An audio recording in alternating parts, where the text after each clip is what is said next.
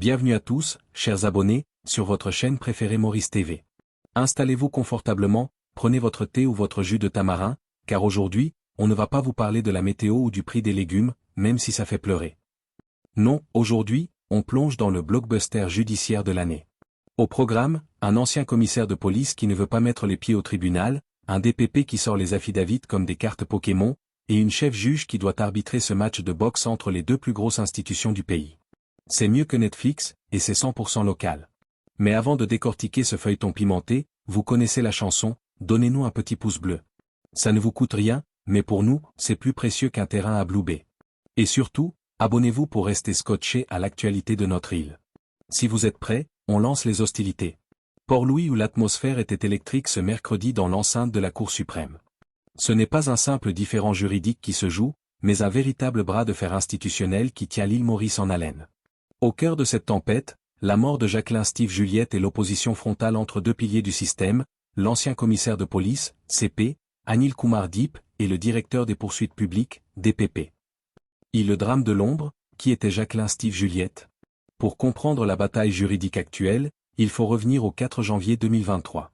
Ce jour-là, une opération de là-dessus, l'unité antidrogue, tourne au drame. Jacqueline Steve Juliette décède dans des circonstances qui, aujourd'hui encore, soulèvent d'immenses zones d'ombre. L'enjeu pour la vie actuelle. Dans les quartiers de l'île, cette affaire alimente une méfiance grandissante envers certaines unités de police. Pour le citoyen mauricien lambda, ce procès est le symbole d'une quête de transparence. La police peut-elle être au-dessus des lois? Le décès d'un homme lors d'une intervention n'est pas qu'un fait divers, c'est une question de sécurité nationale et de droits humains. 2. L'affrontement des titans devant la chef juge. Hier, devant la chef juge Rohanna Mangli-Gulbul, la tension était palpable. Le DPP souhaite produire un affidavit, un témoignage écrit sous serment, crucial pour l'enquête judiciaire de Pamplemousse. Mais l'ancien commissaire Anil Kumar Deep ne l'entend pas de cette oreille. Représenté par le ténor du barreau M. Ivan Colandavello, l'ancien patron de la police conteste fermement sa convocation. Les points de friction? La validité des preuves, la défense de l'ancien CP estime que certains passages de cet affidavit sont contestables et ne respectent pas les procédures. La contre-attaque, M. Rasmi Kamia, pour le compte de l'État, insiste, tout doit être mis sur la table, y compris un second document de clarification. Note d'analyse, ce n'est pas seulement une bataille de papier. C'est une bataille de pouvoir. Le CP refuse d'être traité comme un témoin ordinaire, tandis que le DPP rappelle que nul n'est censé échapper à la recherche de la vérité. 3. Pourquoi cette affaire paralyse-t-elle l'opinion publique? Si ce reportage est si suivi par les Mauriciens, c'est parce qu'il illustre une crise institutionnelle. Exemple concret du quotidien.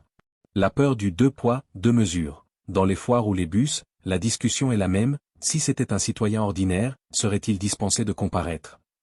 Le fait qu'Anil Kumar Deep ne soit pas tenu de se présenter en cours jusqu'au 16 février crée un sentiment d'injustice chez certains. L'impact sur l'image de la police, là-dessus, souvent au cœur de la lutte contre la drogue synthétique, un fléau majeur sur l'île, voit sa crédibilité mise à rude épreuve par ses allégations d'irrégularité lors de l'arrestation de Juliette. 4. Le prochain rendez-vous, le 16 février. La Cour suprême a tranché pour un répit de courte durée. En renvoyant l'affaire au 16 février, elle s'accorde le temps d'analyser la motion incidente de la défense qui demande purement et simplement le retrait de certains extraits compromettants du dossier. Ce qu'il faut retenir pour la suite.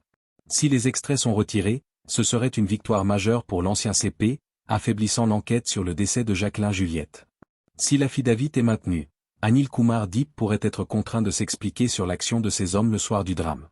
En résumé, l'affaire Jacqueline Juliette est devenue le miroir des tensions entre l'exécutif policier et l'autorité judiciaire. Alors que les avocats s'écharpent sur des points de droit complexes, une famille attend toujours de savoir comment et pourquoi son proche est mort un soir de janvier.